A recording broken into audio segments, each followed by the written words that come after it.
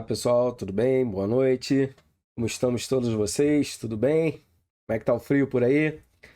Então, boa noite, Mauro, Lorena, Danusa, Laudemir, Samara. Boa noite, tudo bem? Como é que foi a semana de vocês aí? Tudo tranquilo? Beleza, bom demais. Bom, só para a gente confirmar aqui, hoje a gente vai começar com a unidade 2, com as carreiras de gestores e as teorias motivacionais, que a gente já tinha tratado na unidade 1, e o que a gente vai ver, quais vão ser os objetivos que nós vamos ter dentro dessa apostila. Então a gente vai tentar compreender as habilidades e o planejamento das carreiras gerenciais, retomando lá da unidade 1, entender o planejamento dessas carreiras, também a importância de administração do tempo, como que você calcula ou planeja a sua vida ou a sua vida profissional mesmo dentro do tempo, sua carreira, a importância da administração do tempo e a prática de uma reunião, para que ela serve, quais são os motivos das empresas fazerem reuniões constantes e a teorias motivacionais, que seria o que motiva você. Então a gente vai ver esses tópicos aqui nessa segunda unidade. Dentro do tópico 1, a gente vai trabalhar as habilidades e planejamento de carreiras gerenciais. No tópico 2, a gente vai trabalhar a administração do tempo. E no tópico 3, os aspectos conceituais sobre a motivação e a teoria na prática. Então vamos lá, hoje eu estou meio gripado, como sempre, né? Com essas mudanças de clima aí, mas a gente vai dar conta de fazer toda a logística nossa aqui. Deixa eu ver se eu consigo passar um slide aqui para a gente poder trocar uma ideia junto. E aqui a gente vai ter o desenvolvimento, liderança e gerenciais. Acho que eu vou colocar numa tela maior, que aí vocês conseguem visualizar junto comigo numa tela mais ampla, consegue ler todo ali. Aqui nas habilidades e o planejamento das carreiras gerenciais. Então, nesse tópico, a gente vai tratar das questões administrativas do tempo, as habilidades exigidas pelos gestores, né, e as principais teorias motivacionais dentro do contexto. Então, a gente vai começar falando um pouco sobre as habilidades em torno dos gestores pela empresa e o papel dele dentro da organização. Então, o gestor ele desempenha o quê? Um papel diferente, né, dentro da empresa como um todo, que ela faz funcionar a visão geral, em níveis de quê? De administração, tanto de estratégia como tático e mesmo operacional. Então o gestor ele tem que ter uma noção de toda a área. Dentro desse contexto, eu vou passar aqui um desenho de uma pirâmide que vocês vão conseguir me acompanhando conforme eu vou falando de cada um deles, da estratégia, do tático e do operacional, que a gente vai ver o nível de pirâmide, que é tão conhecido dentro do contexto da administração ou pelas empresas. Quando a gente fala de nível estratégico, a gente quer o quê? Se referenciar nas altas gerências, nas principais atividades do planejamento, da organização e do controle, e também as ações decorrentes à realização de maneira ordenada dentro da logística da administração. Então, para que ela serve? Para atingir os objetivos que a empresa tem, né, referente a decisões, na tomada de decisões a longo prazo e pelos conhecimentos como os gerentes de alto nível, que geralmente eles têm conhecimento como um pequeno grupo de executivos, eles ficam responsáveis pelo quê? Por questões estratégicas, né? Tem como tomar decisões todo que afetam aí o presente e o futuro das organizações, dependendo do contexto e do objetivo que eles têm como um todo. Beleza, se alguém quiser falar alguma coisa, é só levantar a mãozinha ali que eu vou dando uma paradinha, tá? Já nos níveis intermediários, os gerentes ou o gerenciamento no nível tático, ele tem a função de quê? De traduzir o planejamento em médio prazo. Então, como a gente viu primeiro, ele já tem mais a longo prazo. Já essa parte do gerenciamento de tático, nível tático, é médio prazo. E ainda a gente tem aí os responsáveis por uma grande parcela das atividades de coordenação da empresa. São responsáveis pelo quê, né?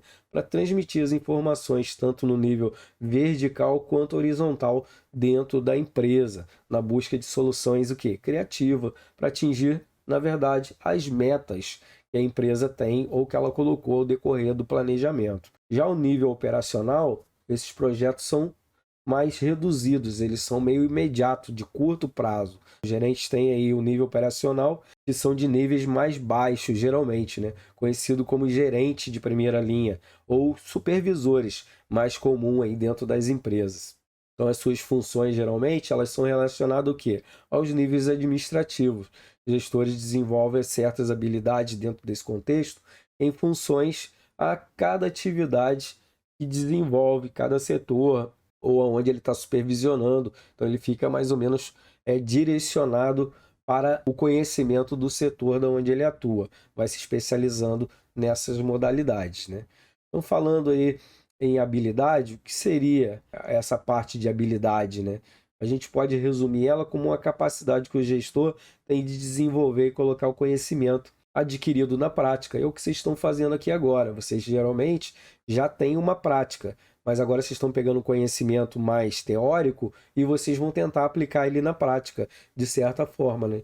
Conseguir o quê? Analisar as situações dentro do recorrer da empresa, em seu entorno, e trazer os resultados positivos nesse contexto. Então, o gestor ele deve desenvolver um trabalho de uma análise tanto no ambiente interno dentro da empresa, quanto externo, também fora, porque ela faz parte da empresa, todo o contexto, né? Ele precisa conhecer os concorrentes, os fornecedores, principalmente os clientes, que é o que faz movimentar toda a empresa, com base na pesquisa, no conhecimento, na criatividade, claro, na inovação. A inovação hoje é uma grande ferramenta alinhada às decisões dos gestores, toda essa parte que gerencia no nosso contexto, no nosso entorno. Muito bem, então agora eu vou passar a imagem aqui para a gente ir acompanhando. Vamos ver essa imagem aqui, que é das habilidades do administrador, ou nível de administração, e aqui vocês vão entendendo um pouquinho o que a gente vai falando, vai comentando ao decorrer em relação às práticas e os conceitos. Então a gente tem as habilidades humanas, no caso aqui da pirâmide que a gente está vendo, e elas são relacionadas com o quê? Com nível intermediário e tático. O gestor ele consegue trabalhar com as pessoas para obter uns bons resultados dentro desse contexto, encorajando então desempenhar suas funções da melhor forma, né, possível entre o grupo que ele trabalha ou dentro do setor. Essa habilidade é necessária para quê? Para que os gestores possam liderar, possam motivar, tornando a comunicação bem mais eficiente, mais direta, né? E assim trazer bons resultados para dentro da empresa. Pessoal, se alguém estiver vendo uma listinha azul, geralmente, quando eu estou dando a aula, o pessoal quer entrar, muitas vezes eu não consigo ver aqui porque eu estou com um monte de tela aberta. Vocês podem clicar em aceitar aí que a galera entra automático. Se vocês puderem ajudar aí, eu agradeço. Obrigadão. Então, assim, trazendo os bons resultados, como a gente já falou aqui, já nas habilidades técnicas, agora a gente já transicionando para a parte mais que a gente sabe da faculdade, ou de um curso, ou específico de uma máquina, são relacionadas com o nível operacional, porque elas estão relacionadas com as atividades mais específicas, né? Em determinadas funções. Aí o profissional ele vai executar o trabalho que ele foi visto a ele, ou dentro daquele setor, ou com aquela máquina, adquirido pela experiência, geralmente que ele já pode trazer de outro setor, ou simplesmente de outra empresa, e foi transferido ou contratado para essa empresa, que não vai precisar ali perder muito tempo para ele ensinando como funciona. Ele já tem com uma carga anterior dele, que ele já consegue já chegar trabalhando, né? Então, treinamento profissional e a educação. Isso quer dizer o quê? Você mexendo com a ferramenta e estudando constantemente sobre como ela funciona, para tentar usar ela no seu limite total, porque para as empresas é negócio, quando eles investem no maquinário, que ela funcione no seu total, na sua totalidade. Mas para isso precisa de bons profissionais, bem treinados, com a educação, com as suas habilidades, entrando diretamente. Temos também as habilidades diagnósticas, que o gerente ela precisa investigar as situações e, em seguida, implantar aquela solução adequada para aquele momento. Exige as habilidades mais complementares, como habilidades técnicas, as humanas, conceitos e políticas, conceituais e políticas, né, dentro do contorno ou do contexto. Logo em seguida, a gente já tem também, que é muito importante da empresa, ou da corporação, as habilidades políticas. Por quê? é uma fatia de poder, né? As habilidades que ela envolve o quê? A competência de conseguir poder necessário para uma tomada de decisão, para alcançar um objetivo. Estabelecer, por exemplo, as conexões adequadas para impressionar as pessoas certas. Essa parte política você está envolvida, não é política como a gente está falando, politicamente, poder legislar, né?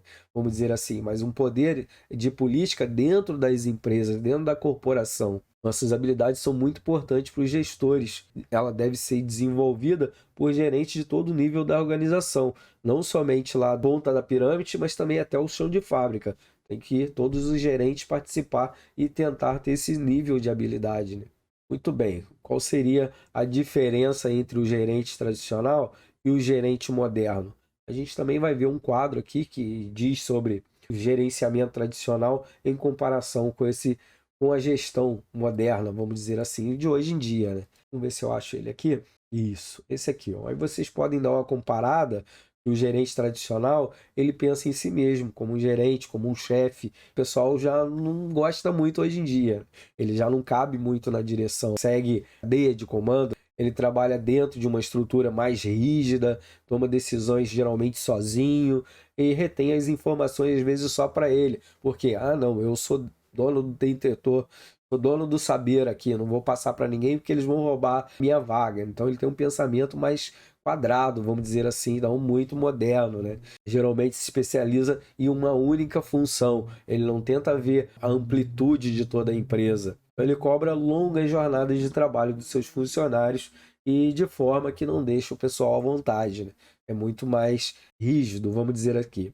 E agora a gente dando uma comparação já para outra parte, a gerência moderna, ela pensa em si mesmo, mas também como líder, né? Como consultora interna. Ela lida com qualquer um, seja necessário, desde do jardineiro até com o executivo que vier dentro da empresa.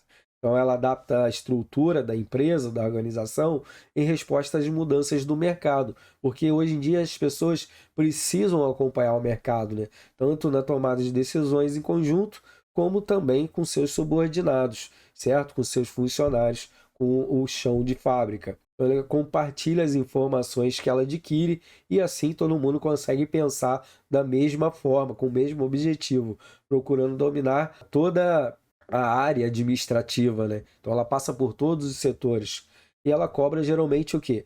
Resultados e não longas jornadas. Aí você pode ver que ela vai modificar o pensamento, a qualidade de trabalho das pessoas, geralmente da moderna, é mais eficiente.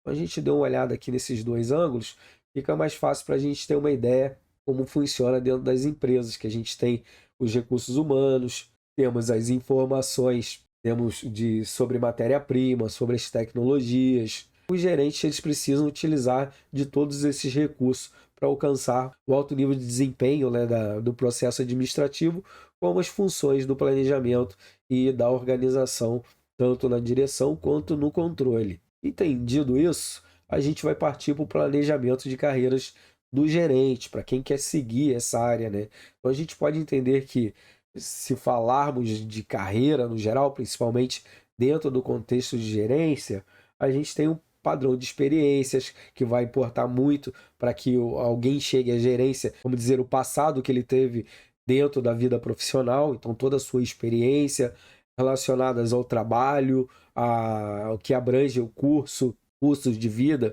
vamos dizer, toda a experiência que ele teve com altas situações, também já a gestão de carreiras dentro desse contexto, a gente já tem o quê? Agora a gestão dentro da carreira, que é o processo de aprendizagem, já isso de aprendizagem que já vem o quê? Longo tempo de duração sobre si mesmo, né? Você já se conhece, já sabe como funciona essa parte no contexto para você chegar nos seus objetivos. Trabalhos e organizações, definições de metas de carreira, o desenvolvimento estratégico, toda essa experiência já vai linkando, né, dentro da gestão de carreira do gestor, para eles atingir melhor ou mais rápido ou com um objetivo mais certo suas metas baseadas nas experiências e de trabalho de vida que ele já teve ao longo. Quando nos programamos, no geral, na nossa vida, para entrar no mercado de trabalho, ou novo quando sai do ensino médio, ou mais adiante, né, a gente deve planejar a nossa carreira.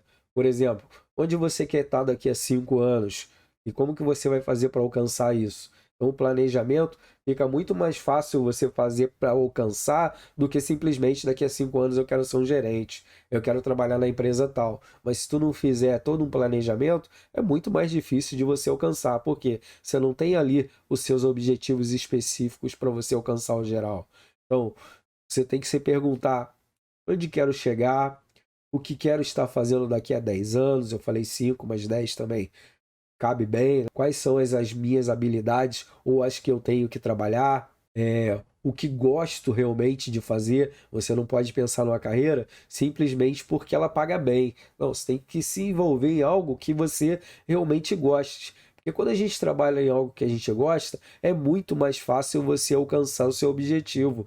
Não pelo dinheiro, mas pela satisfação. O dinheiro vai ser uma consequência. Porque você gosta tanto de fazer aquilo que ninguém precisa falar o que você tem que fazer. Você faz naturalmente. Sábado, domingo, você está pesquisando, estudando sobre aquilo que você gosta.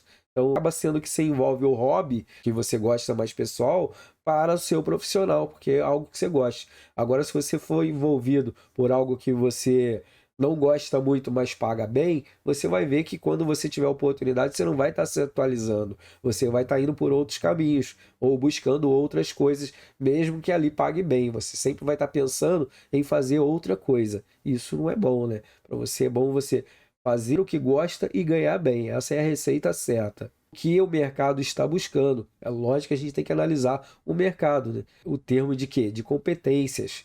Isso vocês podem começar a olhar, por exemplo, a carreira que vocês querem seguir, os lattes ali das pessoas, que é o currículo que a gente fala, e por ali você vê a trajetória deles, e fica mais fácil de você traçar o seu caminho e a sua estratégia. Então, esse questionamento pode ajudar sempre a gente a traçar os nossos caminhos profissionais. Eles facilitam, de certa forma, a nossa vida. Então, a carreira gerencial ela deve estar sempre bem planejada, né, para a gente conseguir alcançar os nossos objetivos. E mesmo porque o mercado exige pessoas de que forma? Geralmente, hoje em dia, criativas, experiências diferenciadas, quer dizer o quê? Você não trabalhou a vida inteira só no setor, você já trabalhou em outros locais ou já trabalhou em situações diferentes dentro da sua área. Quer dizer, são experiências diferentes que pode colaborar com a empresa de alguma forma. Pessoas, então, polivalentes, o que seria isso? Multifuncionais, que sabem fazer mais de uma coisa, tem mais de uma habilidade. Uma visão holística. Holística seria o quê? Global. Você tem uma visão sobre um todo.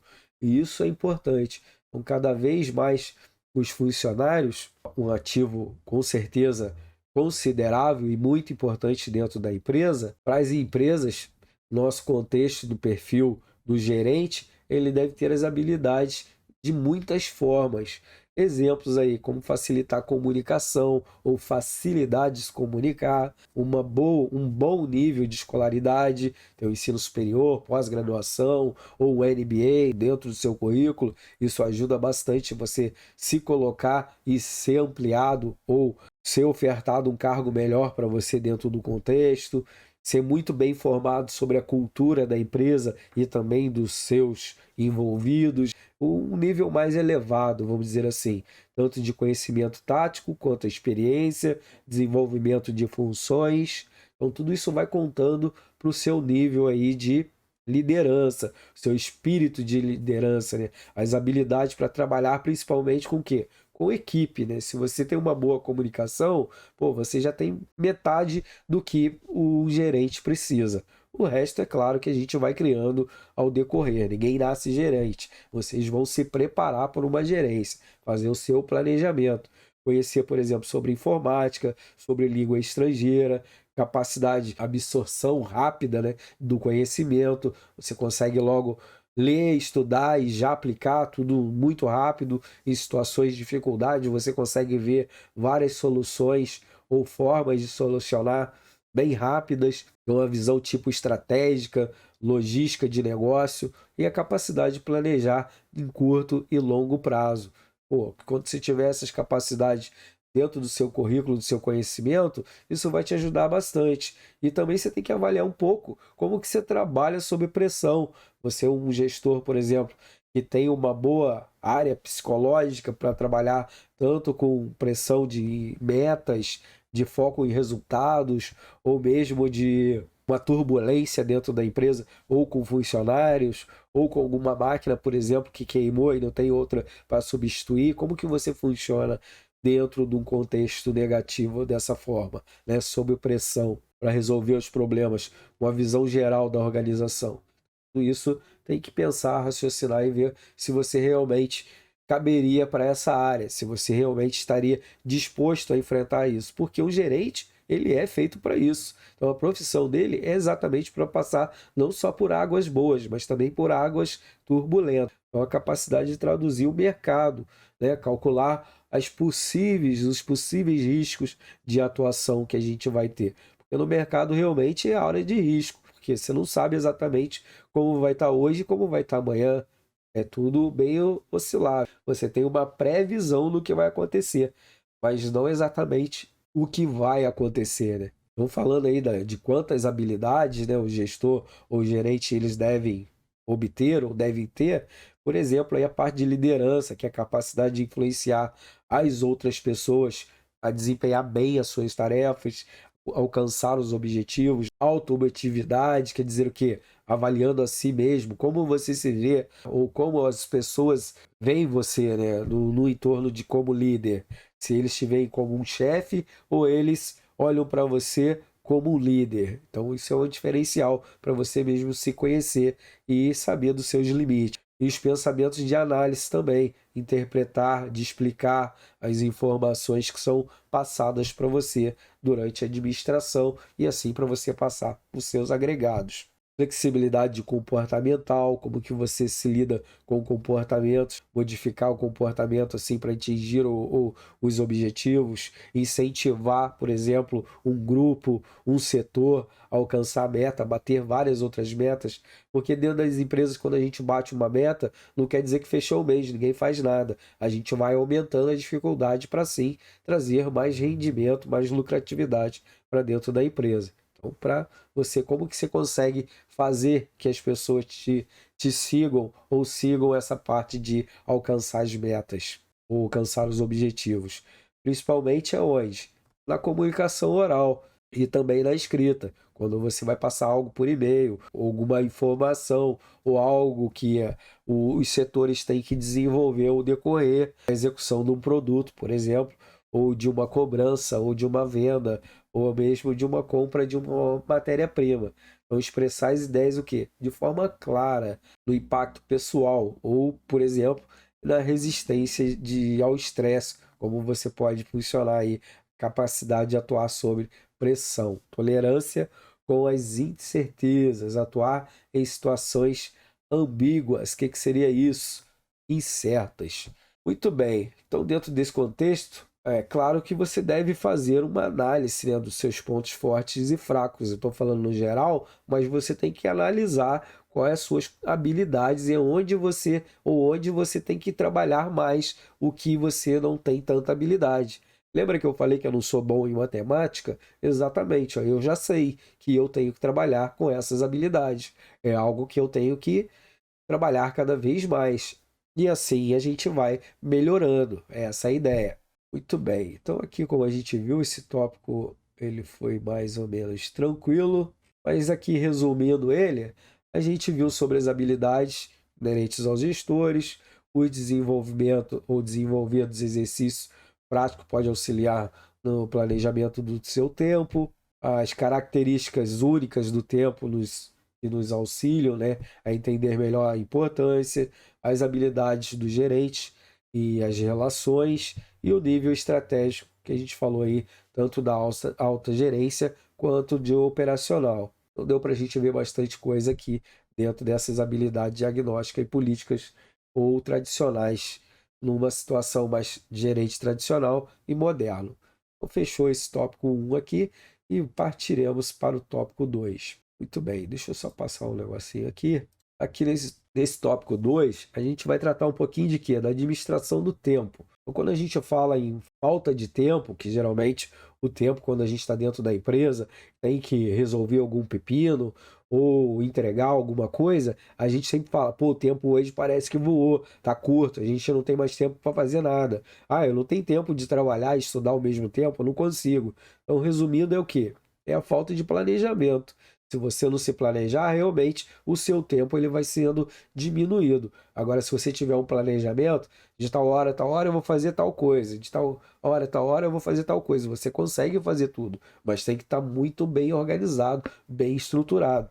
E a administração de tempo da carreira gerencial não é diferente, né? O que é? Ou o que fizemos, na verdade, né, dentro das organizações em relação ao nosso tempo?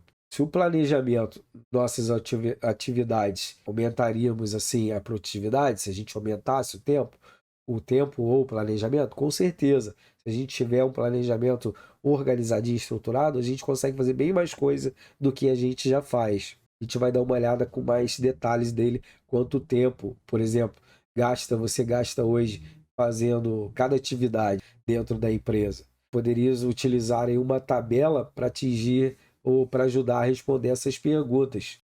Podemos registrar, por exemplo, em uma tabela as atividades de uma semana ou de um mês de trabalho, né? Conhecer um pouco o que leva mais tempo. Aqui, por exemplo, a gente tem essa tabelinha aqui e vocês podem colocar, por exemplo, tipo de atividade e porcentagem que tem no tempo. Por exemplo, se eu trabalho das 7 horas ou das 8 horas até as 6 da tarde, eu vou colocando ali uma porcentagem para esse tempo. Então, quanto tempo eu fico buscando informações ou dando informações, participando de reuniões, os trabalhos técnicos que geralmente a gente tem, ou de alimentar o sistema, ou de produzir algum produto, treinamento, quanto tempo a gente gasta no mês, por exemplo, ou na semana, os trabalhos gerenciais, geralmente a gente pode ter dentro do setor ou como um todo, tempo de discricionário, que seria isso, que eu passo descrevendo ou estruturando toda a meu dia, ou que eu devo fazer, entre vários outros que vocês vão ver, por exemplo, eu posso colocar café, quanto tempo eu paro por dia no cafezinho, tomando um cafezinho, ou para tomar água, quanto tempo eu gasto para ir no banheiro, quanto tempo eu gasto da minha casa até a empresa, quanto tempo eu gasto dentro do metrô. São coisas que você pode ir fazendo aqui que vai te dar exatamente o que você está gastando o seu tempo e o que você pode fazer ainda dentro desse tempo. Exemplo, eu gasto 20 minutos dentro do metrô. Tá, e dentro do metrô você está sentado esperando até chegar a outra estação. O que você faz dentro desses 20 minutos? Eu ando de metrô, tá? Mas dá para fazer mais alguma coisa?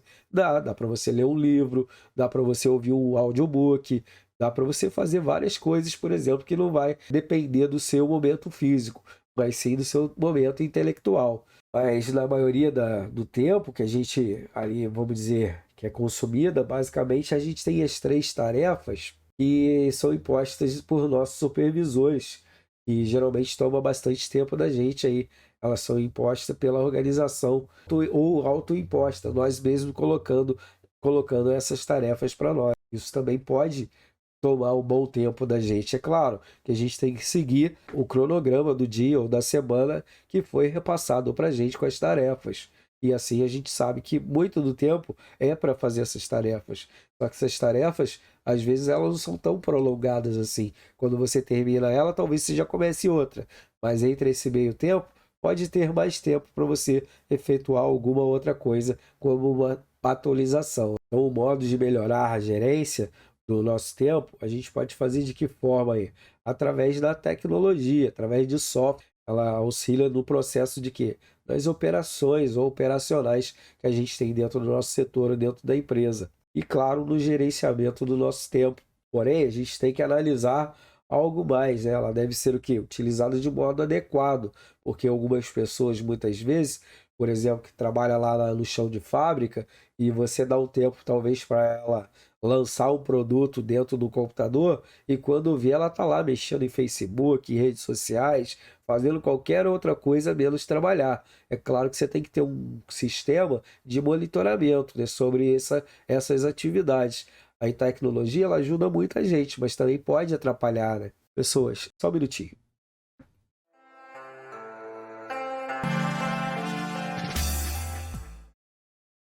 Beleza, acho que deu certo. Aqui a gente vai falar agora um pouquinho planejamento de tempo. Planejar e administrar o tempo. A gente vai ver algumas dicas aqui de como administrar o nosso tempo no contexto geral, né? Fazer aí o planejamento do dia, por exemplo, estabelecer os prazos. Então a gente coloca isso tudo numa planilha, ou no celular, ou mesmo numa anotação numa caderneta que vai ajudando a gente a ter esse hábito. O hábito é algo muito importante, consiga organizar o nosso tempo, né, de forma correta. Então a gente pode reservar um tempo, por exemplo, no dia, a pensar em como criar essa nossa tabela, né? Ou como ser criativo, como fazer uma coisa de cada vez, e não várias coisas e de repente eu não conseguir fazer nenhuma certa. Então ver qual que tem mais prioridade, qual não tem, estabelecer o equilíbrio entre as tarefas mais importantes e as tarefas necessárias. Então a gente tem que dar uma olhada e refletir realmente qual a gente vai fazer ao decorrer do dia, qual a gente tem que dar aí preferência para executar primeiro, para depois as outras, conforme o dia vai sanando, né, as atividades, a gente vai colocando ok, ok, ok, a gente vai dando as técnicas para as não muito importantes, né? Então fazer aí uma pausa, por exemplo, de 5 a 10 minutos a cada 2 horas também é importante. Pausa, de repente, é quem fica muito, por exemplo, na frente do computador. Vai lá, toma uma água, toma um café ou lê alguma coisa diferente e assim vocês voltam de novo, que ajuda a tirar um pouco a pressão da visão sobre aquele problema ou aquela atividade que você está fazendo. Então ele dá tipo um reset e volta de novo. Vamos imaginar que a gente tem um navegador aí do Google, Chrome, né? E a gente está durante o dia, a gente vai ver que a gente abre várias páginas na internet. E lá no final do dia, ele vai ver que ele vai ficar um pouquinho mais lento. Tem pessoas que nem sentem a diferença. Mas é só você limpar ali o cache dele, que ele volta com a rapidez totalmente de novo. Então a nossa memória é bem parecida. Quando você dá essa lancezinho de 5 a 10 minutos, ele vai fazer exatamente isso. Ele limpa e depois volta de novo dentro do problema e você consegue ver as soluções bem mais claramente, né? Existem 3 maneiras, por exemplo, da gente utilizar o nosso tempo de uma forma mais vantajosa, tanto na produção quanto na administração ou em delegação de atividades, de tarefas, né? Você delegar alguma coisa para outras pessoas poderem se envolver e te ajudar. Então, nessa produção, a gente precisa separar o essencial de o não muito essencial para aquele momento, né? Então, temos que iniciar um projeto e terminar ele, né? Fazer do início ao fim para que a gente possa despachar e assim iniciar um outro, né? A segunda área mais importante, é claro, é da administração, que se encarrega de quê? Da implantação do trabalho, da onde a gente está trabalhando ali no contexto geral de como vai ser feito. Então temos que classificar mais importante e as menos importantes, focar na mais importante sempre, para que, se não der tempo, as importantes já foram executadas e não fica acumulativa para o outro dia, né? Ou para a próxima tarefa. Ela não vai se acumulando. E já a terceira é a delegação das atividades. Não precisa fazer, por exemplo, tudo sozinho. A gente pode ter a colaboração dos nossos colegas, né? Então, conhecendo sua equipe, por exemplo, se for um gerente ou um supervisor, você consegue identificar quem está mais próximo ali, por exemplo, do processo de participação, quem é o mais ativo ou quem mais é inteirado, e você trazer ele para te ajudar, delegar funções para que vocês consigam alcançar pelo menos a meta inicial. Pessoas que procuram oportunidades, por exemplo, de crescimento, de aprendizado, você coloca essa pessoa e assim fazer ela sendo o seu ajudante. Dentro de sala de aula, por exemplo, a gente sempre tem um aluno, por exemplo, que a gente já sabe. Pô, hoje você vai ser o professor substituto ou o professor de plantão. Isso quer dizer o quê? Quando você atende 2, 3 fileiras, aquele outro aluno que já terminou, que já acabou, entendeu tudo, ele vai explicando os outros que não entenderam das outras 2 filas. E assim a gente consegue alcançar todo mundo ao mesmo tempo e concluir o nosso objetivo, que é que todo mundo aprenda. Nas empresas você pode seguir a mesma ideia. E em seguida a gente vai ver a prática de uma reunião, para que ela serve, né? Quais são os setores onde elas estão envolvidas. Então uma reunião ela não pode ser uma perda de tempo, por exemplo, vou fazer uma reunião toda tarde, finalzinho da tarde. Pô, mas será que tem necessidade de você parar a galera ali por meia hora para você dar uma atualização para elas? Talvez se você fizer, por exemplo, uma atualização uma vez por semana, aí, pô, ainda seja mais produtivo, mais afetivo para dentro da empresa. Tudo uma questão de analisar, né? E nem tudo, por exemplo, pode ser improdutivo nesse contexto aqui. Se não tiver, por exemplo, o foco na ideia do que você quer aplicar, ela pode se tornar cansativa, ninguém prestar atenção no que está sendo tratado. Se você faz todo dia, por exemplo, nessa ideia que eu dei nesse contexto, no final da tarde, pô, o pessoal vai chegar uma hora que vai, putz, já está quase na hora da reunião. Ah, preferia estar aqui trabalhando ou terminando o meu trabalho, porque eu já estou quase terminando, vou ter que parar e deixar para amanhã por causa dessa reunião. Então, tudo é uma questão de você tratar e ver se realmente o assunto que se você vai compartilhar, ele vem ao encontro de todos, que de repente é importante só para o gerente, mas para quem está executando, nem tanto. Talvez o gerente pode ter uma atualização com os outros gestores mais constante, mas para os seus funcionários não tão constante assim, né? Você reduzir e dar as informações direto no objetivo e talvez diminuir o acesso a essas reuniões. Por quê? Tempo é dinheiro. Se você parar a cada 30 minutos, uma vez por dia, os funcionários, olha quantos funcionários vão parar por um dia, por 30 minutos, e você vai ver isso no mês, quanto que dá. E se você for somar no ano, pô, às vezes é um mês de trabalho de 2, 3 pessoas que a empresa está perdendo. Então isso tem que colocar dentro dos parâmetros da balança e ver se realmente vale a pena. Então tem que ter cuidado com o quê? Com as pessoas que participam da reunião, para ver se todas elas realmente estão engajadas dentro daquele problema, ou daquele treinamento, ou da solução do que você vai aplicar. Por exemplo, eu estou com o pessoal da Almoxarifado, vou fazer uma reunião para uma atualização do software da área financeira. Pô, o que, que o cara da Almoxarifado tem a ver com financeiro? Nada. Só vai, por exemplo, alimentar o sistema para o pessoal do financeiro poder ver o que tem em estoque e assim mensurar o valor de estoque da empresa. Só isso. Mas ele não precisa estar na atualização do software. Então, para que eu vou chamar ele para essa reunião?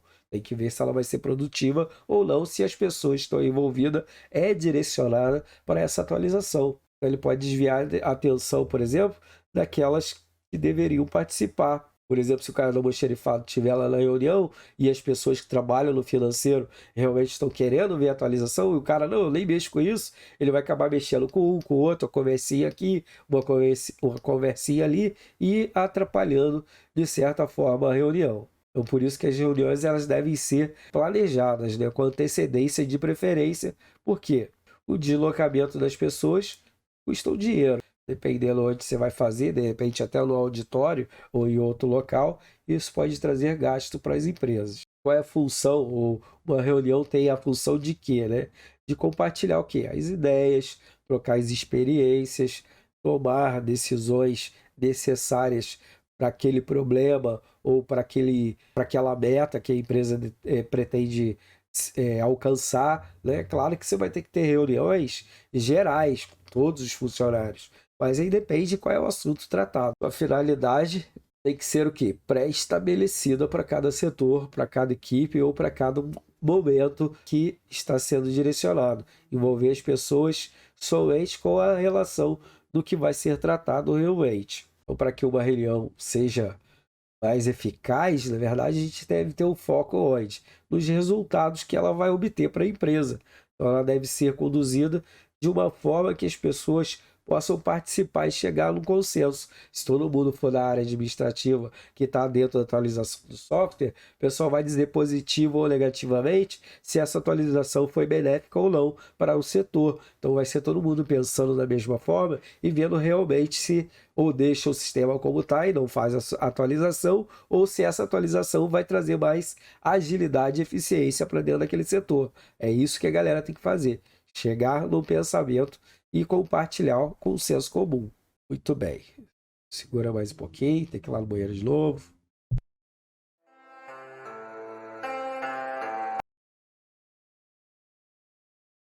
Vamos lá. Pessoal, desculpa aqui. Dar aula com o nariz entupido é pura bucha. Bom, mas vai dar tudo certo. Semana passada eu já estava meio gripado, né? Mas agora eu acho que eu fiquei de vez. Tô uma semana assim. Bom, dentro desse contexto ainda que a gente falou aí, que leva em consideração a opinião de quem está participando da reunião, a gente ainda tem que avaliar o quê?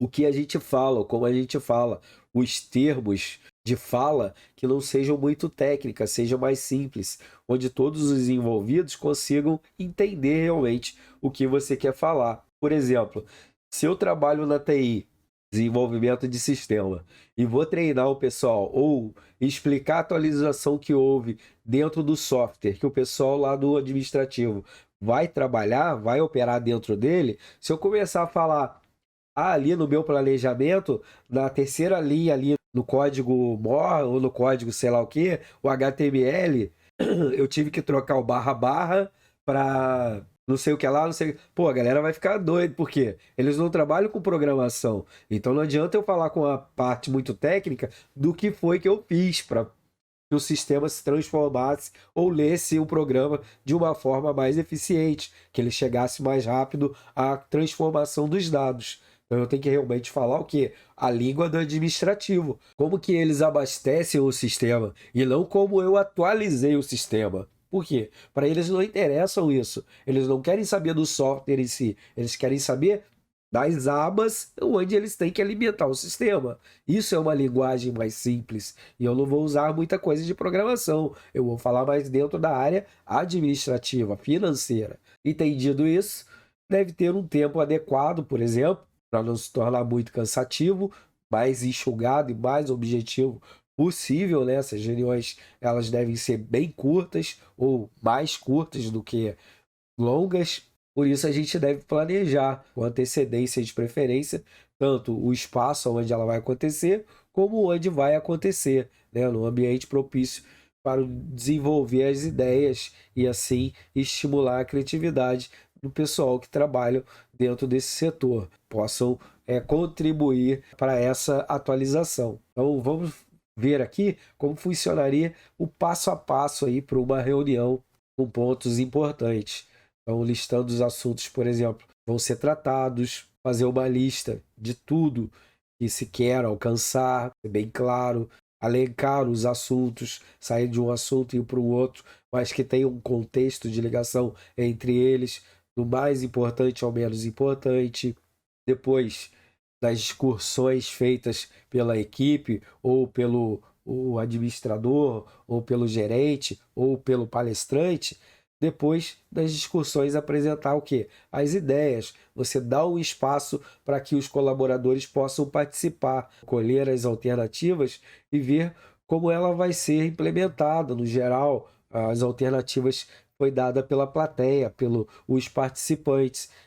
Se cada um tem uma ideia, tá? Como que você então pretende que essa ideia funcione? Ah, vamos fazer aí, como ela vai ser implantada. Na minha ideia, assim, assim, assim, assado, funcionaria bem, né? E tá, e quanto ela custaria para a empresa? Quais são os seus custos? Também coloca ali, a gente tem que pesquisar isso, isso e isso, e a gente chegar no contexto de custo, de quanto caberia ou quanto tempo levaria para implementar essa ideia, né? Quem vai participar da reunião, por exemplo, também é importante você listar a lista com o número dos participantes. Para quê? Para que você possa saber qual o local adequado realizar essa reunião aí, local da reunião. No final, ver quem vai ser a pessoa, por exemplo, responsável por implantar essas novas ações que foi compartilhada entre a reunião.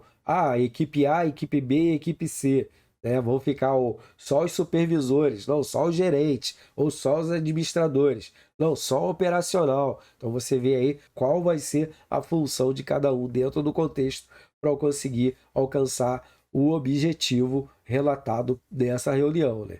As ações que você tem que determinar. Então, nas reuniões, o apresentador, quem estiver orando, né, o orador, ele deve observar aí a postura, por exemplo, ter uma comunicação clara, que todos os que estão envolvidos consigam entender, objetiva e precisa dentro da fala ou dentro do objetivo da empresa tem para alcançar as metas, saber interagir diretamente com as pessoas, não ficar detentor do saber total, só falando, falando, falando e não sabendo se a pessoa está entendendo, não está. Trocar uma ideia, de vez em quando colocar uma pergunta ou um questionamento dentro daquela atualização para ver se alguém tem dúvida, pergunta diariamente, estimular a participação de todos os envolvidos. Essa é a ideia. E é claro, que esteja aberto às novas ideias, que essa é a intenção de uma reunião, trazer algo novo. Claro que se for uma reunião já no cunho financeiro, aí já não é novas ideias, mas é uma questão de prestação de contas. Mas aqui a gente está direcionando para outro lado, né? Então definir os papéis de cada um, o que cada um vai fazer e quem vai conduzir a reunião, por exemplo. Alguém da área administrativa, alguém do gerente, ou algum supervisor, ou se a gente vai trazer um orador de fora da empresa, né, que vai conduzir a reunião, a palestra, ou o que seja, dentro do nosso cenário. Então, quem dará apoio, por exemplo, com equipamento, com materiais, quem fará a reunião ou quem vai registrar, você tem que delegar as funções. Numa reunião, dificilmente você consegue que o orador consiga fazer sozinho. E recurso? O que a gente pode falar de recurso? Você tem que escolher aí qual é o material que você vai usar. Ah, eu vou trabalhar com PowerPoint, eu vou trabalhar com Prezi, eu vou trabalhar com o Reto Projetor, com Datashow, ou com computadores, eu vou trazer o meu de casa, eu vou usar o da empresa, mas você tem que testar antes para ver se vai funcionar o seu PowerPoint, por exemplo. Você tem o PowerPoint lá de 2017, a versão do Windows é 2013, não vai rodar, vai te dar problema.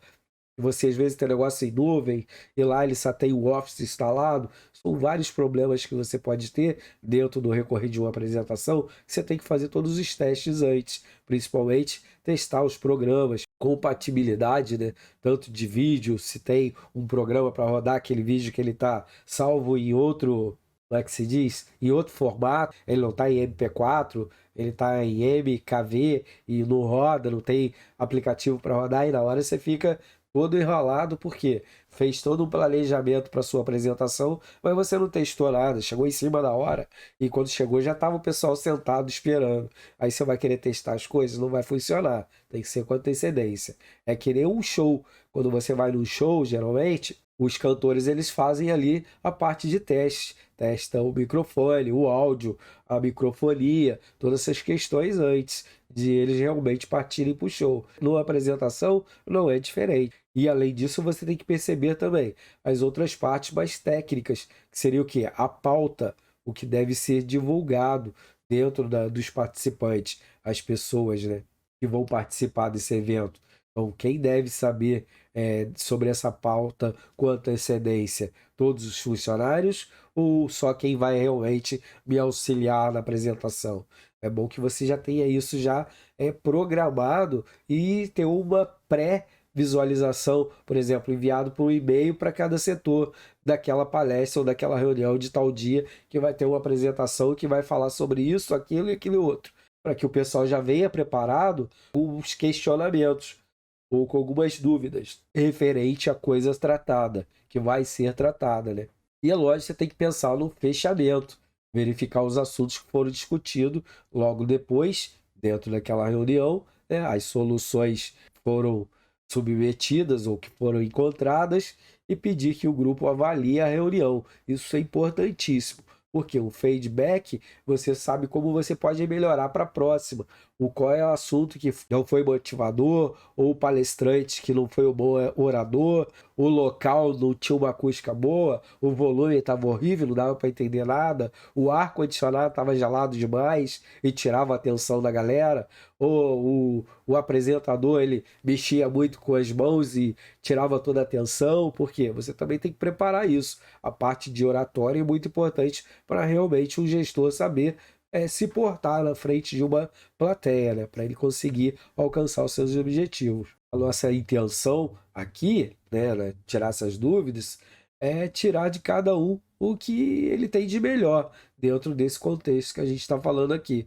É tentar você se conhecer e realmente conseguir tirar dos seus participantes a melhor forma possível do conhecimento, de compartilhar ideias, né, e chegar na criatividade.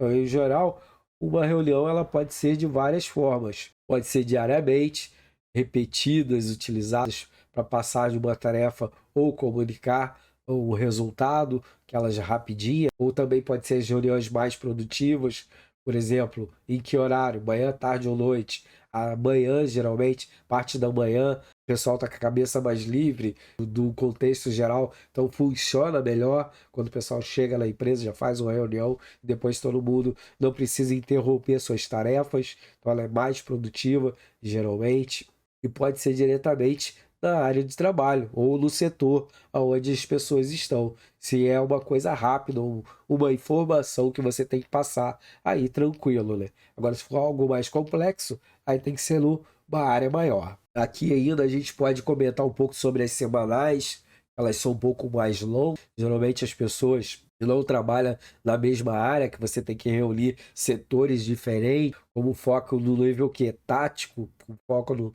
em um nível mais tático. E ainda a gente tem a parte aí dos mensais.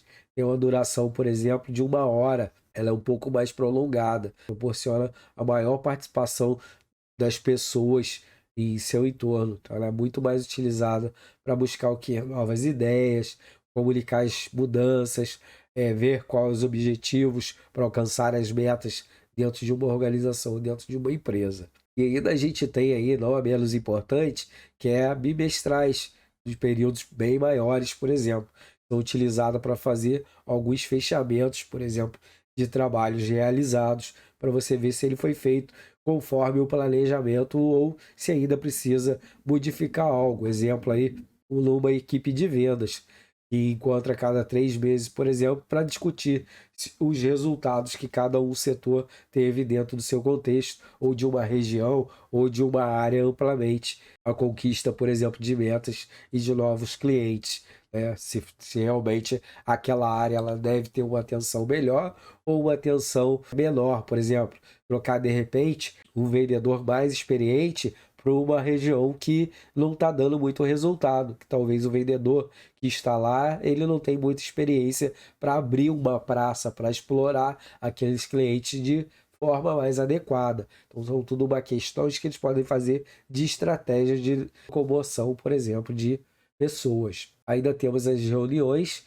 e videoconferência, que são muito utilizadas hoje em dia pelas empresas, através de áudios, com certeza por telefone, mas geralmente são mais direcionadas à tecnologia, WhatsApp, temos o Skype, temos o Meet, né? Temos o Zoom, temos vários outros aí, tecnologias que a gente consegue ter a reunião em tempo real, como a gente está fazendo agora, com cada vez mais sendo utilizada pelas empresas, possibilitando o quê? A redução de custo, deslocamento, com certeza.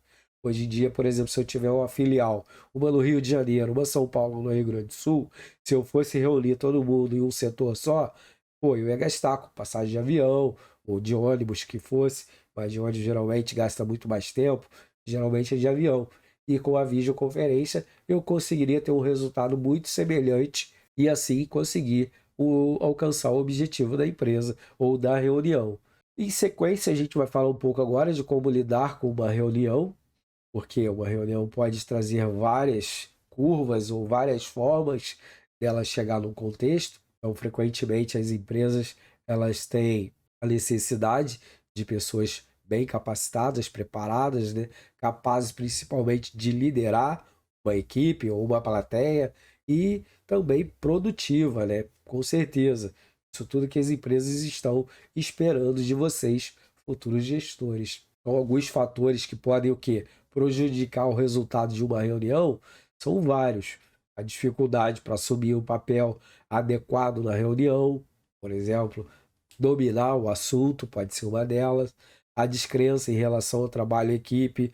Como que eu vou falar um negócio motivando o pessoal para trabalhar em equipe se eu não acredito nisso? Se eu ainda sou um chefe, aquele mais antigo, que acho que eu sou dono do conhecimento, então como que eu vou ficar à vontade e incentivar o pessoal a trabalhar em equipe se eu mesmo não sou um exemplo para isso? Então, preocupação exclusiva com o conteúdo de forma da reunião e esquecer, não esquecer do resultado do que eu preciso alcançar e não ficar me preocupando realmente com o conteúdo em si. Eu tenho que saber de um todo, principalmente na oratória, crença em receitas infalíveis, como produzir reuniões. Por exemplo, eu sou um cara que sigo exatamente o que eu encontrei numa apostila de como ser um palestrante ou fazer uma oratória.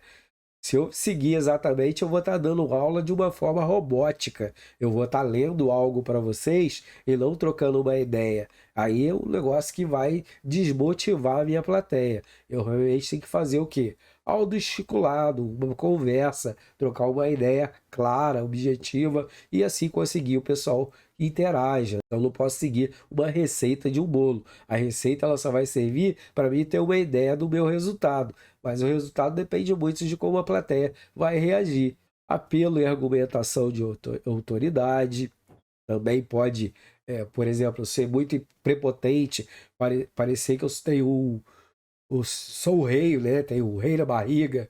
Então isso eu não posso demonstrar numa reunião. Eu tenho que ser simples, que nem a minha plateia. Se eu estou falando com o pessoal operacional, eu tenho que fazer a mesma linguagem e também as minhas habilidades corporais falar a mesma coisa que minha fala. Ser simples e objetiva. Não adianta nada eu estar numa reunião e falar lá pro pessoal de uma forma prepotente, de uma forma técnica, né? Fala, pô, não tô entendendo nada que o cara tá falando. O cara tá falando bem com as suas habilidades lá em cima e a gente não tá preparado para isso. A gente está preparado para uma linguagem mais clara, mais simples, né? Confiança e hostilidade, falta de empatia, por exemplo, não ser simpático com as pessoas com a sua fala, ser meio hostil, meio bruto. De repente alguém pergunta alguma coisa e ele não sabe responder, ele de vez de dar a volta, por exemplo, falar que vai pesquisar ou vai se atualizar, e em breve vai falar sobre o assunto. Não, ele já fala que, não, eu não estou aqui para falar sobre isso. E assim ser hostil, né? A pessoa não queria mais falar sobre nada, fazer nenhuma pergunta, não queria mais participar pelo comportamento da pessoa. E talvez aqui ainda a gente pode colocar alguma coisa também que é bem importante dentro de um contexto, de uma apresentação, descontrole em relação ao tempo. Pô, falaram que a palestra ia durar meia hora, pô, e a gente já passou 56 minutos, estamos aqui ainda. O pessoal gosta realmente que o negócio seja planejado. Se vai ser de tal hora, as pessoas têm planejamento depois. Então, se você passar disso, quer dizer, você já está tomando o tempo delas que elas já tinham programado ou projetado para fazer outra coisa. E assim a sua palestra ou a sua oratória já não tem mais sentido, porque saiu totalmente do contexto. Agora a gente falando um pouco sobre. Eu falei sobre o orador, agora a gente vai falar um pouco sobre os participantes, os que estão relacionados aí ao participar dessa oratória, dessa palestra ou mesmo dessa reunião, né? Então eles podem ter o quê? Medo de ser julgado, desfavoravelmente mais membros do grupo. Como assim, professor? De repente você vai falar sobre alguma coisa meio polêmica e o pessoal pode, né, tentar aí te julgar sobre o que você está falando ou sobre aquele acontecimento, que a empresa ela está dessa forma por culpa sua, por ser um gerente dessa forma, né? Ele pode ter, por exemplo, descrença em relação à eficácia dessa reunião. Ele não, por exemplo, sou aquele cara mais antigo, eu acho que a reunião é uma perca de tempo. Pô, para que se eu já podia estar produzindo, estou aqui sentado ouvindo esse monte de asneira. Tudo depende do assunto, né? Se realmente ele tem fundamento, tem alguma utilidade para essa pessoa crescer na sua profissão ou no seu setor. Se essa informação realmente é relevante. Por exemplo, alguém, por exemplo, que desconheça do assunto totalmente ou parcialmente. Muitos funcionários que vão estar ali conhecem de 10 a 0 sobre o assunto, domina bem mais do que ele está falando. Por isso que é parte importante de interação.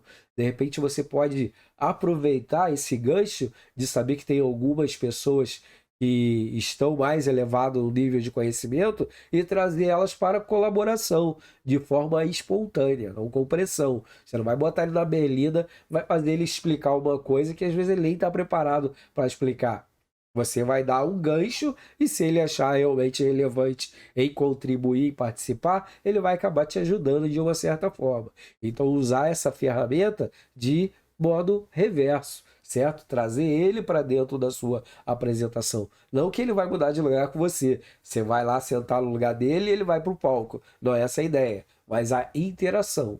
E aí, desinteresse pelo assunto, Se de repente você vai chamar pessoas para uma atualização de um software na área administrativa ou financeira e chamar o pessoal de chão de fábrica, do operacional ou do almoxarifado, que não tem nada a ver com a história. É lógico que ele não vai ter desinteresse, ele não vai ter interesse nenhum pelo assunto e ele vai achar que a reunião foi desnecessária. Por isso é importante você saber quais pessoas participar daquele assunto. E dificuldade para entrar na discussão. Você pode encontrar várias pessoas, por exemplo, que manja muito do assunto, mas ele não colabora muito por causa que ele é muito tímido, ou ele acha que não está preparado para falar em público, ou ele acha que o que vai falar o pessoal vai rir dele, ou ele acha que não tem nada a ver com o assunto para aquele momento, ele acaba não falando. Pode ser que ele poderia contribuir um monte para aquela reunião, favoravelmente, mas devido à sua forma inibida, vamos dizer assim, ele resolveu ficar no silêncio e deixar assim como está, né? Tem aí da parte da timidez, que a gente estava falando agora, né? Ou da tagarela demais, que não para de falar, ele não dá espaço para as outras pessoas falarem, comunicar. Aqui, por exemplo, eu falo demais, por quê? Porque eu estou passando uma didática de um livro de uma unidade inteira. Então eu preciso falar bastante para que a gente consiga falar sobre o assunto de toda aquela unidade. Mas é claro que aqui a gente consegue interagir quando a gente fala. Se alguém quiser falar alguma coisa, clica na mãozinha, aí levanta a mão e participa. Isso é tranquilo, bem fácil da gente fazer. Mas tudo é uma interação, é uma coisa que a gente montou antecipadamente. A gente no início da aula já comunicou e já falou, já sabe como funciona. Então, cada encerramento de unidade, a gente tem um tempo para trocar ideia. Ou no final da apostila, quando a gente não ultrapassa muito tempo. Por exemplo, termina às 9h30 e 9 horas a gente terminou. É claro que essa meia hora a gente tem para trocar uma ideia, para falar de vários outros assuntos. E numa reunião não é diferente. Você tem que seguir o seu cronograma no horário e se terminar antes, você tem aquela parte de bate-papo, de trocar uma ideia. Aqui a gente tem ainda a vontade de brilhar. Vontade de brilhar o quê? O cara se acha que está nas estrelas, né? Dominador do assunto, acha que está abafando e na verdade o cara nem tá. O pessoal tá ali vendo, falando, pô, o cara tá se achando, coisa e tal. Isso você consegue logo notar numa reunião, quando o cara realmente ele tá a fim de brilhar, né? De se destacar de todo mundo. Então ele traz um monte de informações de tudo quanto é lado, desnecessária muitas das vezes. Então, às vezes, o menos é mais. Querer brilhar. E a parte agressividade, se ser agressivo, de repente, numa questão, alguém da plateia pode trazer para você e você não gostar. Por exemplo, se tem um problema na empresa, que geralmente quem vai responder por ela é você como gerente, e alguém questiona sobre aquele assunto. Por exemplo, numa meta que foi dada para os funcionários de um setor, o pessoal conseguiu cumprir a meta dentro do prazo até antecipado, mas com isso foi ofertado um bônus. E esse bônus já tem 3 meses que. Cadê o bônus? Os funcionários não viram. É lógico que numa palestra que se você tiver a oportunidade e o assunto for direcionado ou se direcionar para esse lance, alguém vai te perguntar. E aí você pode não gostar do questionamento para aquela palestra e partir para agressividade verbalmente, por exemplo. E o pessoal vai ver logo, né, que isso não é legal. Depois a gente tem os fatores aqui, por exemplo, que pode prejudicar a reunião num contexto geral, por exemplo, a agenda mal elaborada. Eu coloquei ali, por exemplo, iam vir 50 pessoas, então eu loquei um espaço para aquela quantidade de pessoas. Só que cada um trouxe um colega para participar da reunião. E quando eu vi, tinha 120 pessoas dentro do auditório. Aí não tinha ar-condicionado suficiente para todo mundo, um calorão, não tinha como todo mundo sentar. E assim começou o bafafá e o barulho danado. Acabou a minha reunião, né? Eu elaborei ela mal. Pode ser também dentro do planejamento de tempo. Eu elaborei ela achando que eu ia utilizar 1 hora e em 30 minutos eu já falei tudo que eu queria. E aí, como que você vai fazer para o resto? Você tem que elaborar sempre a mais, porque ocasionar alguma coisa dessa forma, você tem argumento para complementar o seu horário. O inverso é a mesma coisa.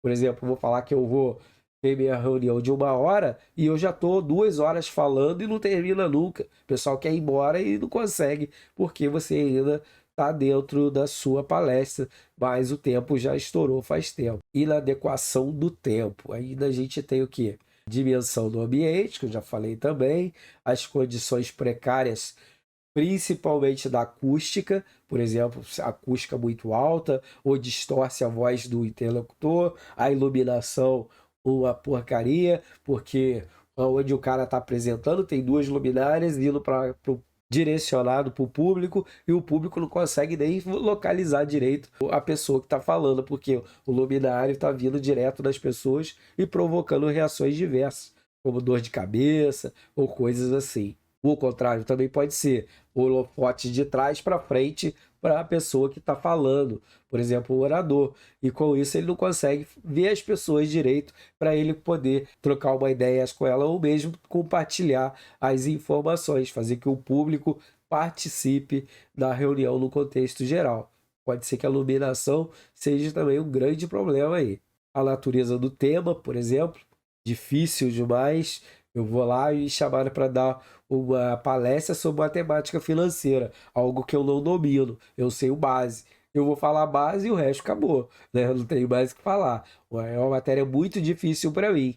Então, eu já tenho que ver isso antes e já comunicar a quem vai me contratar para essa palestra. Ó, eu não domino esse assunto. Eu posso falar do assunto tal, mas esse eu vou pular, não tem como eu participar. E pode trazer convidados para colaborar, ou ainda assuntos delicados ou um pouco desagradável, por exemplo. Você vai comunicar para o pessoal que vai ter um fechamento de um setor ou de uma filial. Olha só que reunião meio cruel para você dar informações para esses participantes. Ou a redução de funcionário, que nem ocorreu com várias empresas na pandemia, que teve que comunicar, ó, pessoal, ou eu vou reduzir o salário de vocês e ficar com todo mundo, ou eu vou ser obrigado a mandar metade embora. Então, tudo é um contexto delicado e difícil de se falar para uma plateia, né?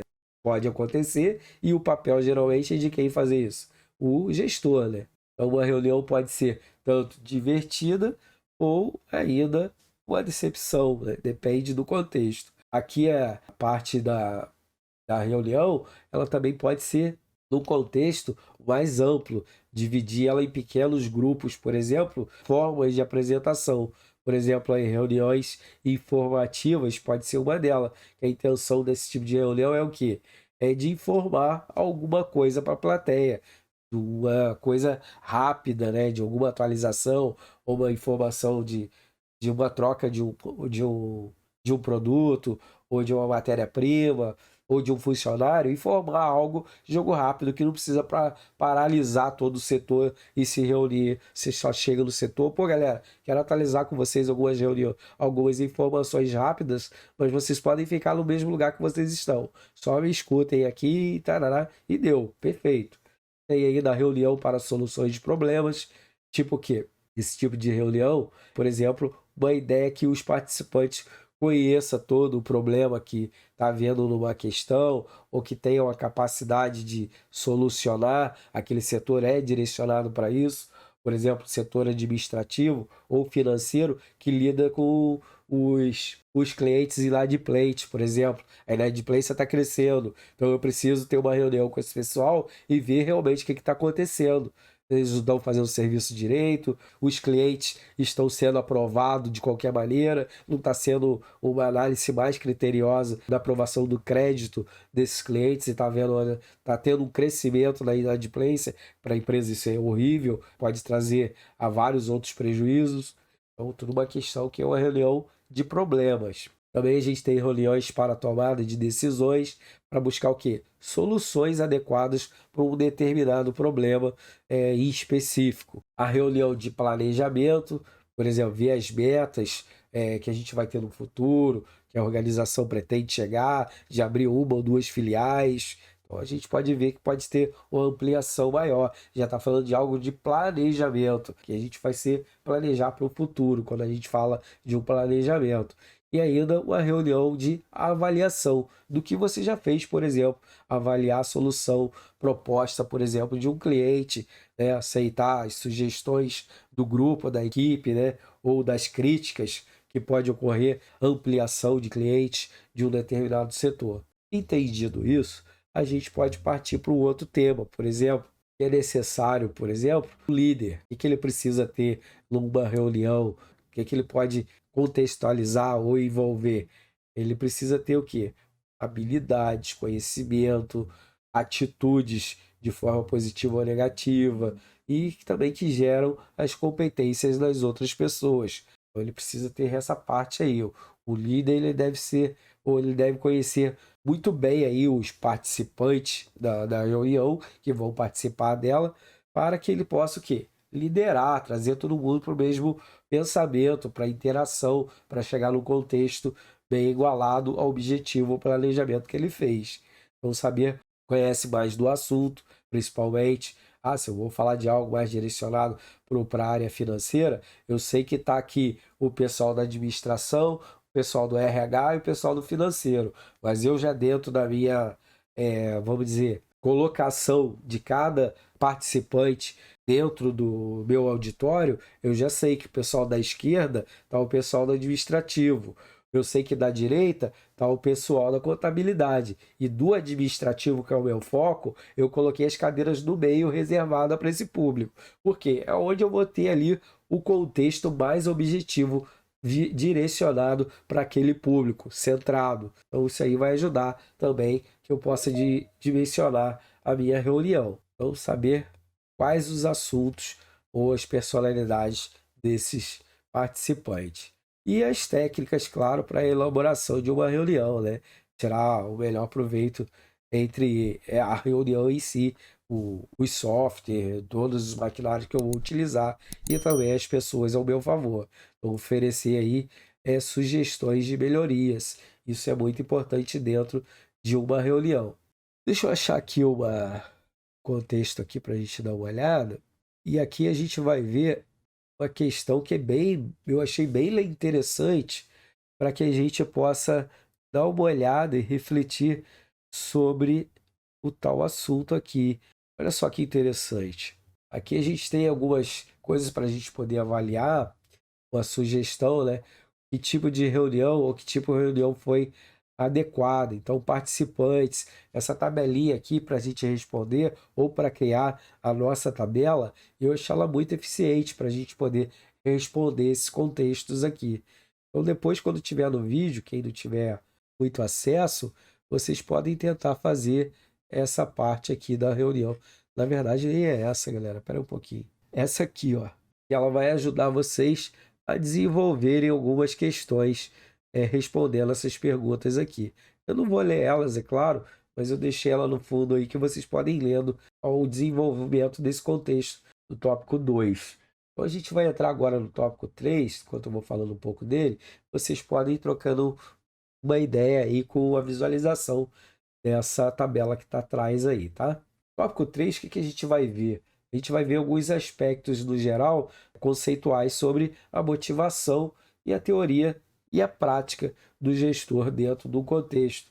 Então, nesse tópico, a gente tem a intenção de estudar sobre os conceitos mais importantes e relevantes para a motivação, para a liderança, além das práticas gerenciais, como as habilidades, o uso do seu tempo ou do tempo dentro da empresa, a reunião com as ferramentas no geral, gerenciais e operativas.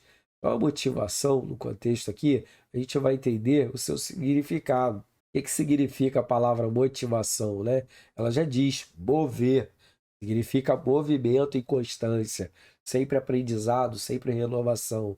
Antes da Revolução Industrial, que era motivada pelos trabalhadores através de quê? De ameaças e punições dentro dessa época. Então, assim que era motivado as pessoas, através de punições, de castigo, de ameaçar ele a cortar algo que ele já tinha.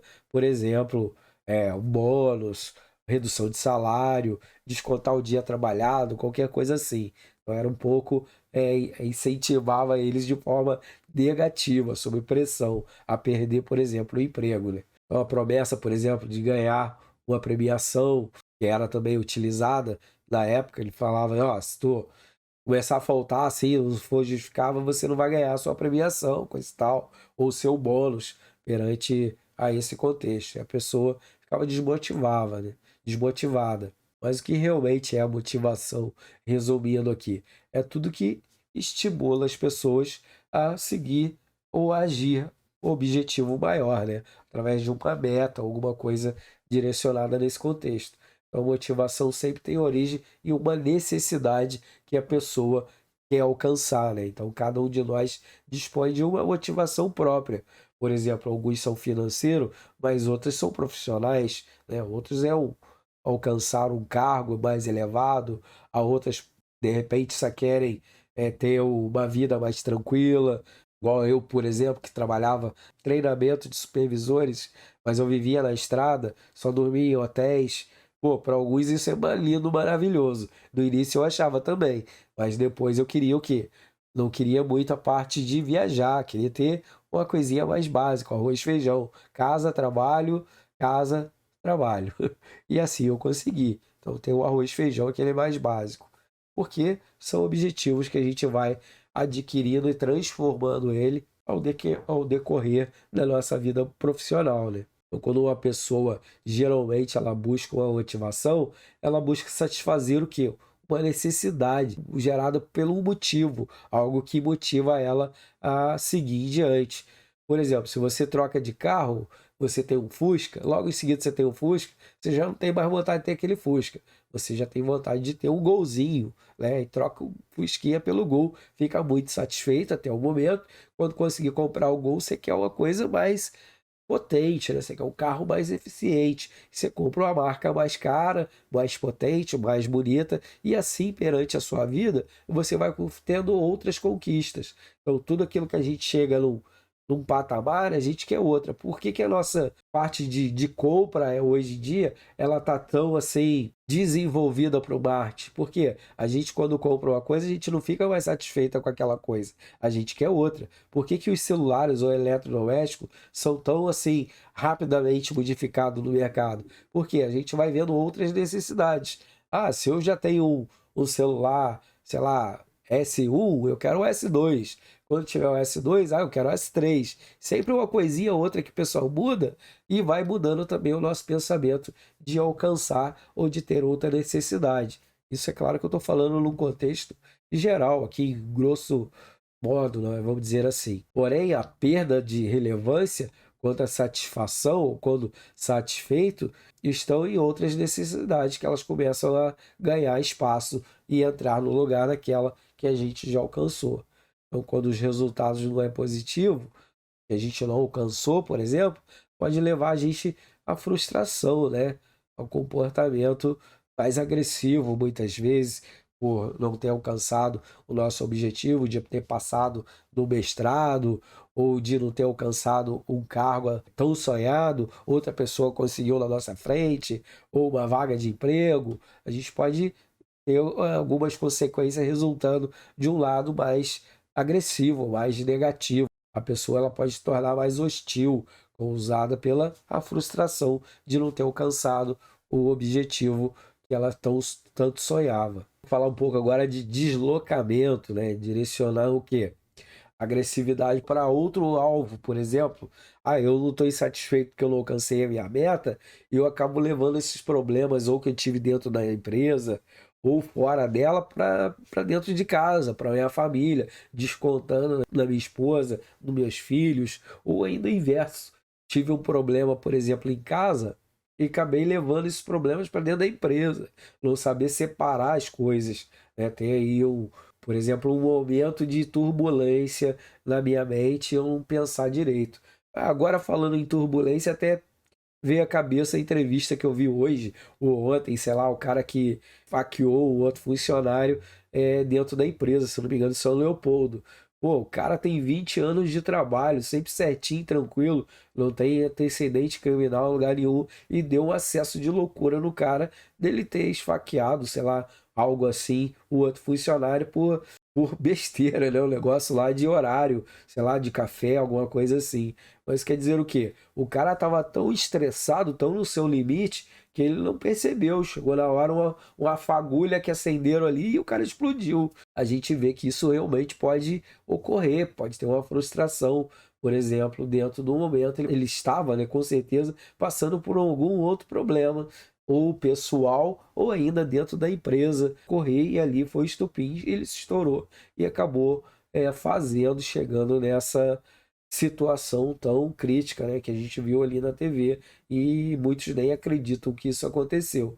É possível. É um deslocamento dessa agressividade para outro alvo, né, para outro local. Então, um exemplo aí também, a gente pode dar devido a um problema no trabalho, que pode levar a agressividade para dentro de sua casa ou prejudicando a convivência familiar. Naturalmente, se ele tivesse lá um problema dentro de casa, ele levou para o serviço, mas poderia ser o inverso também, né? E ainda a gente tem aqui na comparação a regressão, quando não consegue atingir algo que você tanto almeja, né? Regride um comportamento mais infantil, vamos dizer, ou parece que você regrediu. Algumas pessoas até falam, pô, cara, tu tá regredindo de vez de estar evoluindo, tá voltando para trás. Então pode ser nessa parte aí, por exemplo, que a pessoa tá tão desmotivada que ela acaba ficando realmente sem ambição para ela chegar em algum outro momento da vida. E ainda temos o fixação, que é quando a gente não alcança os resultados, continua a ter um comportamento improdutivo, né? Esse daqui é bem ruim mesmo, de fixação, achar que você, ah, não, eu não sirvo para nada, eu nunca vou dar certo, não adianta, não consigo, pô, é negatividade total, né? E isso é muito ruim. A pessoa tem que parar com esse tipo de pensamento, porque o pensamento pode te levar aonde você realmente pretende chegar. Por exemplo, se você acha que você nunca vai dar certo, que nada dá certo na sua vida, com certeza já não vai dar certo, porque o pensamento ele te traz muito para dentro da sua realidade. Então, cuidado com o que você pensa, porque o que você pensa pode ser o que pode transformar aquilo num desejo e o seu pensamento te direcionar para aquilo direto. Então, às vezes você acha que não vai dar certo, não vai alcançar algo e acaba nunca alcançando, porque você mesmo é culpado disso. Por que que a gente muitas vezes, eu vou dizer aí no Rio de Janeiro, né, os cariocas, geralmente tudo estão rindo à toa, positivo, pode estar numa crise, pode estar numa M danada, mas os caras estão todos bem, tá tudo alegre, tudo tranquilo, estão sorrindo direto e reto, porque tem um pensamento cultural diferente. A gente não pensa somente na parte financeira, estrutural. Não é porque eu não consegui comprar um carro que eu vou ficar infeliz. Não, bora, perdi o carro, bateu, quebrou, roubaram o carro, bora trabalhar de novo, conquista outro e vida que segue. Porque se você ficar pensando que nunca mais vai comprar um outro carro, nunca mais vai conseguir dinheiro para comprar um outro, algo assim, você não vai conseguir mesmo. Agora você fala, ah, não, esse foi, que se dane, tem saúde, vou conquistar outro e já era. Vida que segue. Pô, é muito mais fácil você sair daquela lama que você tá e conseguir alcançar patamares melhores, né? Então, essa parte aí dos pensamentos positivos já é 30%, até diria 40% do benefício para você chegar onde você quer. Sempre pensamento positivo. Se você tiver, por exemplo, com um problema e ficar de mau humor, ele não vai ser resolvido. Então, pô, resolve esse problema de uma forma mais relax. É muito mais fácil você conviver com ele e sair dele do que você entrar dentro dele e ficar ali naquele pensamento de continuidade. E ainda a gente tem a parte de fuga, né? Ocorre quando as pessoas ignoram um problema, tá vendo que o problema em questão está acontecendo, né? Mesmo quando está muito próximo dele, e acha que não, não é comigo, não está acontecendo, não vai acontecer. Por exemplo, você está entrando numa dívida, você está vendo que o negócio está ficando feio, você não vai conseguir pagar. De vez de você ir lá e devolver esse carro financiado e morrer um pouco na dívida, sair um pouco no prejuízo, não, vou continuar, quero o status. Todo mundo está vendo que eu tô de carrão, mas pô, tô devendo 70% do carro, fiquei desempregado, não vou conseguir pagar a prestação, e mesmo assim você insiste. Pô, você vai ficar sem o dinheiro, vai ficar sem o carro e ainda vai ficar com a dívida. Então, olha o pepino que isso pode transformar para você. Então, tem que ter uma ideia de quando o problema está se aproximando, tentar resolver ele logo, não deixar ele aumentar. E aqui a gente tem ainda a resignação, que ocorre quando? Quando é prolongada a sua frustração, que já está entrelada, entreçada dentro de você, então a pessoa desiste realmente de alcançar os seus objetivos. Ah, não, eu já estou velho, já nem penso mais em conquistar isso, nem quero mais, a vida assim tá bom, estou satisfeito com isso, porque satisfeito eu não estou, mas não vejo, não vou voltar a estudar nada para alcançar, até eu me formar, eu já estou, sei lá, com 50 anos, 50 anos já estou, né, desmotivado, pô, claro que não, né, galera? A vida é jovem continuamente, a idade é apenas um detalhe. Conheço várias pessoas que têm acima de 70 e estão no mercado de trabalho, mas não é porque elas precisam, é porque elas se sentem bem de conviver com outras pessoas e com a mente funcionando a 100 por hora. Então o dinheiro é apenas um detalhe, o objetivo dela não é mais ganhar dinheiro, mas sim se sentir útil. Então são objetivos diferentes que a gente também pode ver aqui nessa parte de frustração prolongada. Entendido nesses contextos dos comparativos, tem vários fatores que motivam. Tem a outra tabelinha também, e essa, deixa eu ver, acho que essa eu trouxe para o slide. Não, não é essa ainda. Não trouxe nada. Mas eu mostro para vocês ali. Por que que eu estou mostrando ela, tá, galera? Porque quando eu estiver passando o vídeo, o pessoal que não tem acesso à apostila possa também olhar e assim entender, né? Aqui são os fatores, então, eu acho bem importante, que a gente pode ver que é fatores que motivam as pessoas. Então vocês vão marcar ali com X o que que motiva você a alcançar algo, né? E assim vocês podem colocar ou descrever aqui embaixo do vídeo depois, né? E assim a gente conhecer um pouquinho o que motiva você a alcançar os objetivos entre esses tantos que a gente tem aí na tela. Vocês podem fazer ele com mais calma, bem tranquilo, bem relax. Então, com o passar do tempo, ele surgiu o quê? Dentro do contexto, para a gente chegar nessa reflexão da tabela, a escola de relações humanas, voltada para satisfazer o quê? O salário, o ganho do operário, né? E motivar através de conhecimentos do seu potencial como um todo, né? Buscava aí mostrar que as pessoas eram importantes para as organizações. Então, a gente sabe que hoje em dia as organizações têm essa hierarquia mesmo. Tá com funcionário não porque eu estou pagando ele para trabalhar, não, porque ele é importante para a empresa. A empresa funciona graças a ele e não pelo o salário que ele está aqui pelo salário, mas não, pela importância no geral. Ele é importante para mim e eu sou importante para ele. E juntando as duas ideias, a gente cresce junto. Assim que a gente vai crescendo e montando o nosso contexto. Então a gente vai ter aqui a hierarquia das necessidades, já voltada para um pensador, que é o Maslow, conhecido aí pelo um dos modelos de motivação dentro dessa época, né? O Abraham H. Maslow. A gente vai chamar ele de Maslow aqui nesse contexto para a gente entender. Aí agora sim vou trazer uma pirâmide aqui, e aí vocês vão entendendo conforme eu vou falando. Então ele elencou uma hierarquia de necessidade, foi distribuída em 5 grupos, como a gente pode ver nos coloridos aí, que elencou uma hierarquia de necessidade filosófica, de segurança, de sociais, de estima e ainda de autorrealização. Então essa é a hierarquia das necessidades de Maslow. Aqui as necessidades, por exemplo, falando um pouquinho das filosóficas, que são relacionadas com a manutenção na nossa vida ou do nosso entorno, já as de segurança, que eles se referem às necessidades de estar livre de apegos, né, do perigo e das privações num como um todo.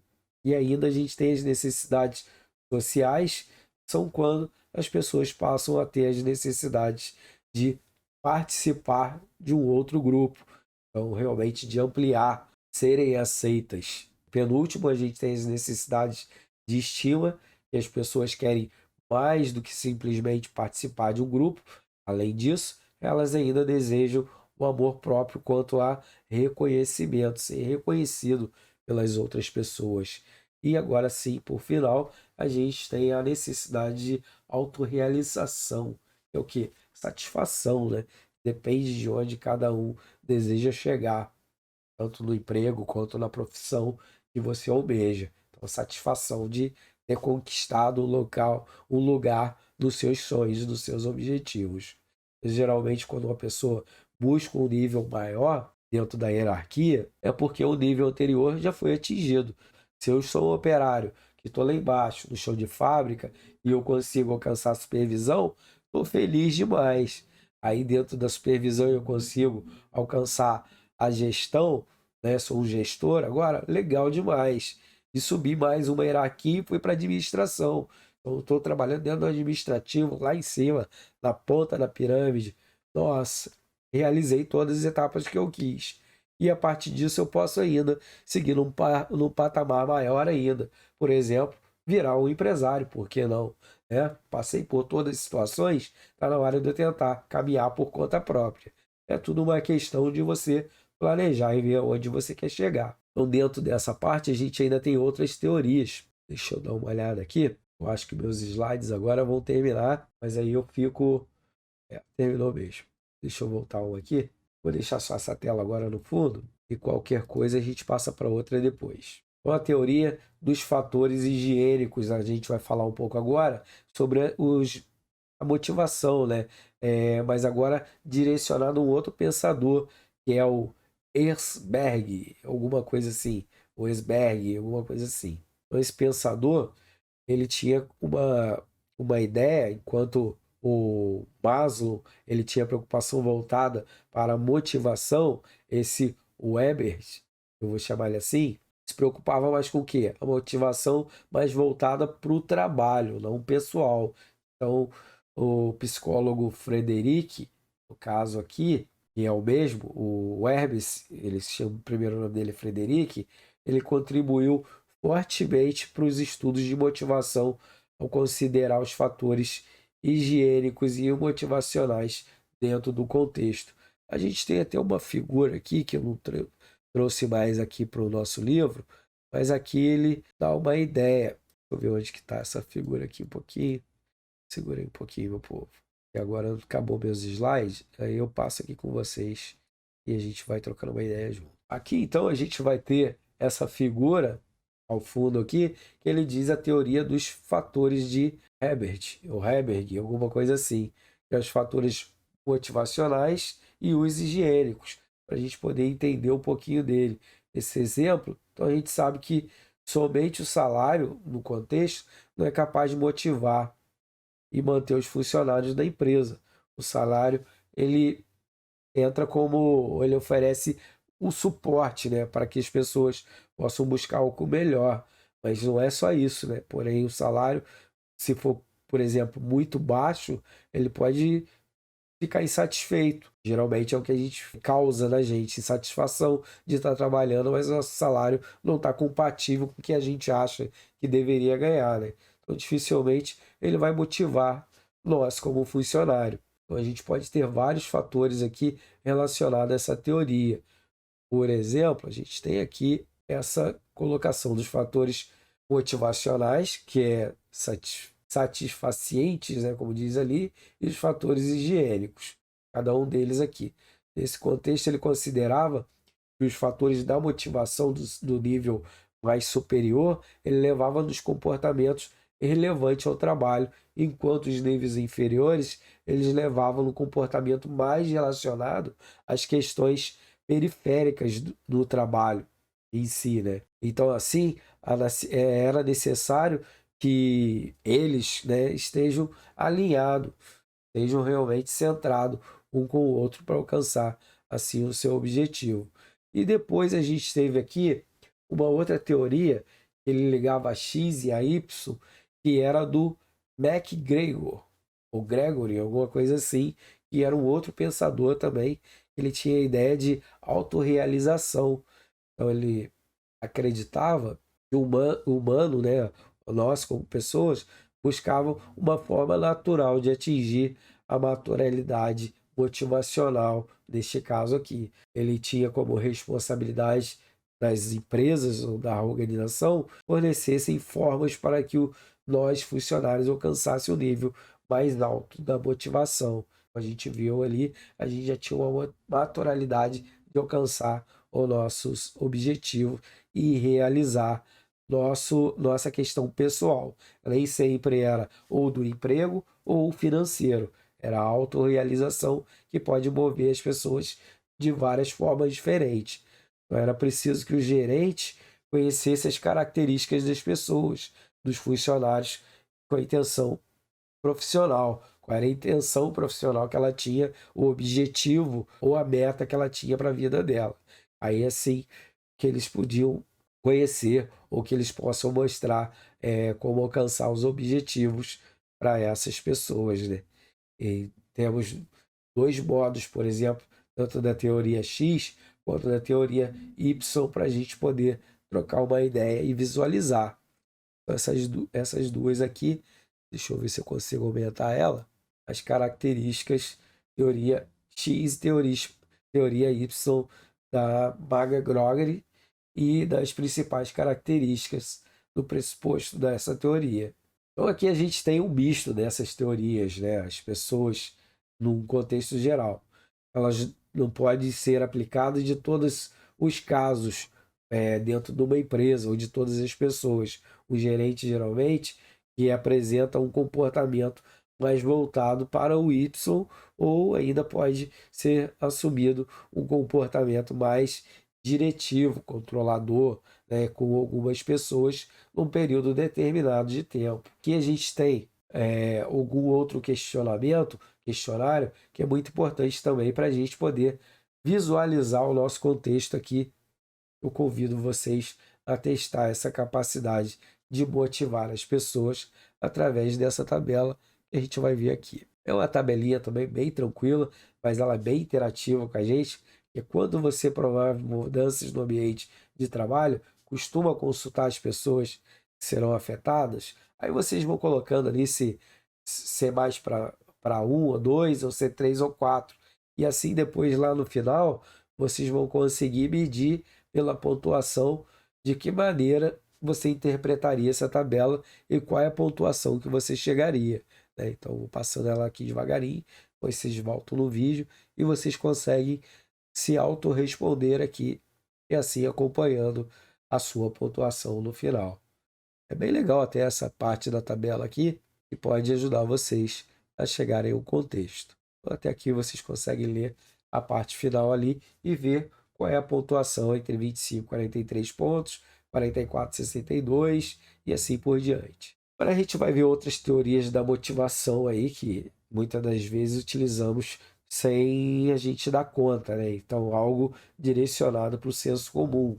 A teoria dos motivos humanos, McClellan, ou Cleland, alguma coisa assim. Então, essa categoria dele, desse pensador, ele considerava três tipos de motivações como afetam o comportamento das pessoas, dos funcionários, no ambiente de trabalho, né?